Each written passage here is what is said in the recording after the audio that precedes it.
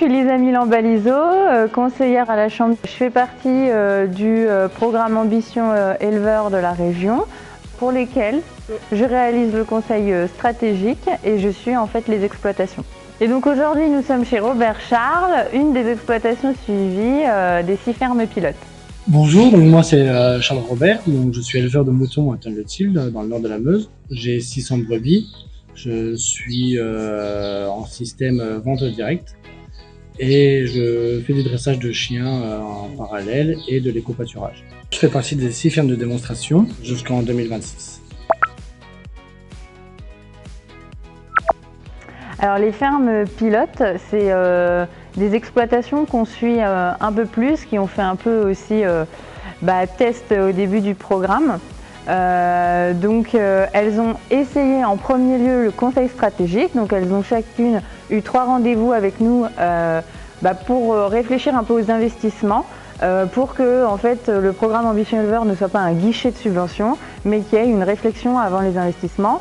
Et donc après, on avait, suite au conseil stratégique, un suivi technico-économique, donc là des études où on va aller voir plus la technique, plus l'économique, des prévisionnels, etc. Et à la fin, faire l'investissement. Donc moi, mon rôle, il est donc de faire le conseil stratégique, donc les 3 premiers rendez-vous, et le suivi de A à Z des exploitations à chaque étape. Donc le conseil stratégique, c'est 3 rendez-vous de 2 heures avec les exploitants. Et l'idée, en fait, c'est qu'on va partir de comment on imagine l'exploitation dans 5 ans, comment je veux que ma vie soit, et on oublie tout ce qui est technique, on demande qu'est-ce qu'on veut avoir. Et de là, on va aller après faire le petit cheminement inverse, à arriver à, pour avoir ça, à la fin, mon système, il doit être comme ça.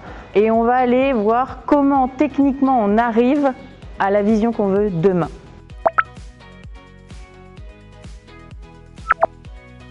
Donc du coup dans le dossier, j'ai voulu au départ avoir une bergerie et puis je dis allez hop, je vais me faire subventionner pour avoir la bergerie. Mais au bout de 3 rendez-vous avec une conseillère de la Chambre, il y a eu une remise en question complète de moi-même et sur l'exploitation. Et j'ai changé totalement ma vision de voir les choses sur l'avenir. Et c'est quelque chose de très très important. C'est l'audit qui est pour moi le plus important dans le projet, dans la première année de travail.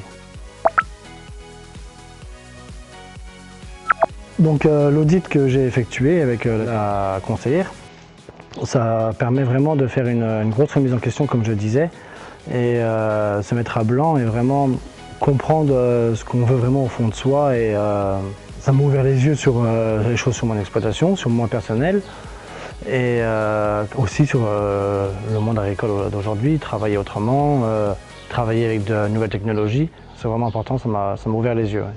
Avant, l'agriculteur il pensait que à son exploitation et aujourd'hui on ne pense pas à l'exploitation seule mais on pense aussi à l'exploitant et je pense que c'est vachement important, c'est un binôme qui ne va pas l'un sans l'autre. Donc l'exploitant il faut qu'il soit déjà bien dans sa tête, bien dans ses bottes pour être bien dans son exploitation. Donc moi au niveau investissement j'avais prévu une bergerie et grâce à l'audit l'audit m'a fait prendre conscience de beaucoup de choses sur l'exploitation et sur moi-même. Donc le conseil stratégique c'est vachement important, ça permet de raisonner ses choix, ses investissements. Et j'ai pas fait l'investissement de la bergerie mais d'un matériel qui aujourd'hui est plus intéressant et plus avantageux pour moi-même qu'une bergerie.